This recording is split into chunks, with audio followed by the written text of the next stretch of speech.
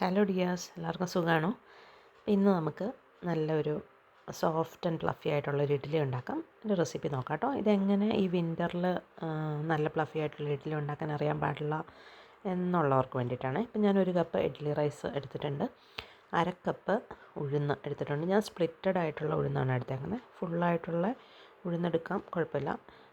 കുറച്ച് ഉലുവയും കൂടെ ഇട്ടിട്ട് നന്നായിട്ടൊന്ന് കഴുകി ഒരു 6 hours സോക്ക് ചെയ്യാൻ വേണ്ടിയിട്ട് വയ്ക്കാം. അതിൻ്റെ അകത്തേക്ക് നമ്മളത് അരയ്ക്കുന്നതിനൊരു 15 മിനിറ്റ് മുമ്പേ ഒരു 1/4 കപ്പ് വെള്ള അവലെടുത്തിട്ടുണ്ട് ഞാൻ. അതൊന്ന് കഴുകി ഒന്ന് കുതിരാൻ വെച്ചിട്ടുണ്ട്.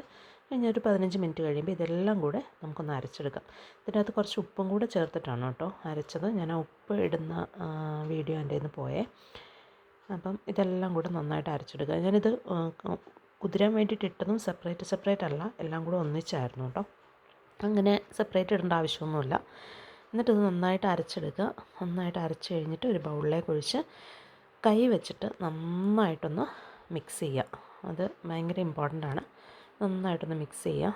അത് കഴിഞ്ഞിട്ട് നമുക്ക് ഇത് ഫെർമെൻറ്റ് ചെയ്യാൻ വേണ്ടിയിട്ട് വയ്ക്കാം. അപ്പം ഞാനിവിടെ നല്ല തണുപ്പ്, ഇവിടെ മൈനസൊക്കെ ആയത് കാരണം ഇവിടെ ഫെർമെൻറ്റ് ചെയ്യാൻ വേണ്ടിയിട്ട് ഞാൻ എടുത്ത സമയം എന്ന് പറയുന്നത് ഏകദേശം ഒരു പകൽ ഒരു 12 മണി ആയപ്പോഴാണ് ഞാനിത് അരച്ച് വെച്ചത്. എന്നിട്ട് പിറ്റേ ദിവസം രാവിലത്തേക്ക് ഇതിങ്ങനെ നല്ലതായിട്ട് പൊങ്ങി നല്ലതായിട്ട് വന്നിട്ടുണ്ടായിരുന്നേ. അപ്പം ഞാനിത് എങ്ങനെയാണ് ചെയ്തതെന്ന് ചോദിച്ചാൽ, എൻ്റെ അവൻ ഒരു 180 ഡിഗ്രിയിലൊന്ന് പ്രീഹീറ്റ് ചെയ്തിട്ട്, എന്നിട്ടത് അവൻ ഓഫ് ചെയ്തിട്ട് അതിൻ്റെ അകത്തേക്ക് കയറ്റി വെച്ചു. അത്രേ ഞാൻ ചെയ്തിട്ടുള്ളൂ.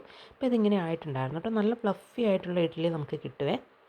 ഇത് ഈ ഒരു ബാറ്റർ വെച്ചിട്ട് നമുക്ക് ദോശയും ഉണ്ടാക്കാം. നല്ല ടേസ്റ്റാണ് കേട്ടോ.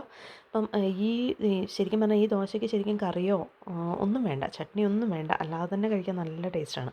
നല്ല സ്പോഞ്ച് പോലെ ഇരിക്കും. നമുക്ക് എത്ര ഇഡ്ഡലി വേണേലും ഇത് കഴിക്കുകയും ചെയ്യാം. ഈ ഒരു രീതിയിൽ നിങ്ങൾ നല്ല തണുപ്പുള്ള രാജ്യത്തൊക്കെ താമസിക്കുന്നതെന്നുണ്ടെന്നുണ്ടെങ്കിൽ ഈ ഒരു രീതിയിൽ പരീക്ഷിച്ചിട്ടില്ല എന്നുണ്ടെന്നുണ്ടെങ്കിൽ ചെയ്ത് നോക്കുക. എനിക്ക് തോന്നുന്നു എല്ലാവരും ഇങ്ങനെ തന്നെയൊക്കെ ആയിരിക്കും ചെയ്യുന്നത്.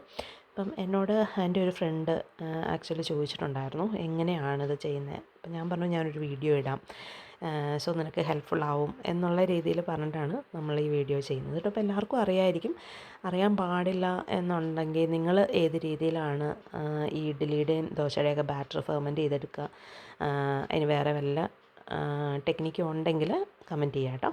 അപ്പം എനിക്കും കൂടെ അറിയാമല്ലോ. അപ്പം ഞാൻ അതും കൂടെ ഒന്ന് പരീക്ഷിച്ച് നോക്കാം. ഞാൻ എന്തായാലും ഈ ഒരു രീതിയിൽ തന്നെയാണ് ചെയ്ത് നോക്കുന്നത്. ഇതെനിക്ക് പെർഫെക്റ്റായിട്ട് കിട്ടാറുമുണ്ട് കേട്ടോ, നന്നായിട്ട് കിട്ടാറുണ്ട്. ഇതിപ്പം വിൻ്റർ ആയതുകൊണ്ടാണ് ഇത്രയും സമയം വേണ്ടി വന്നത്. അതല്ലെങ്കിൽ 1 നൈറ്റ് മതി കേട്ടോ ഇത് ഫെർമെൻ്റ് ആവാൻ വേണ്ടിയിട്ട്. പക്ഷേ ഈ സെയിം ടെക്നിക്കിൽ തന്നെയാണ് ഞാൻ സമ്മർ ആണെങ്കിലും ഞാൻ ഈ അവൻ്റെ അകത്ത് വെച്ചിട്ട് തന്നെയാണ് ഇത് ഫെർമെൻറ്റ് ചെയ്തെടുക്കുന്നത്. അപ്പം ഈ ഒരു രീതിയിൽ ഒന്ന് ട്രൈ ചെയ്ത് നോക്കുക. കണ്ടോ, ഇഡ്ഡലി കണ്ടോ എന്ത് സോഫ്റ്റാന്ന് നോക്കിയാൽ, ഫ്ലഫി ആയിട്ട് ഭയങ്കര സോഫ്റ്റാണ് ഇത്.